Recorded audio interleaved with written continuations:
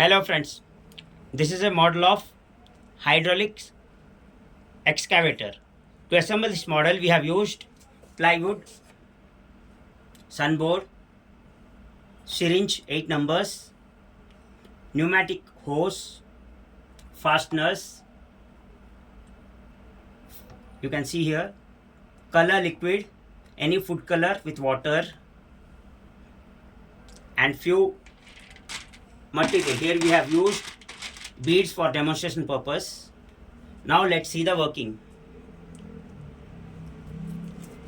You can see here the excavator is lifting some material.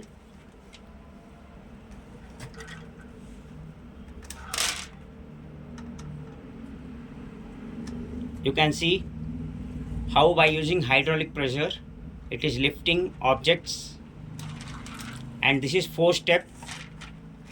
You can see this moving, this one lifting, this one also lifting, this one picking object.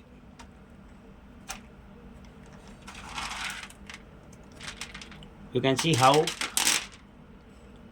by using hydraulic pressure it is lifting heavy objects to move from one place to other.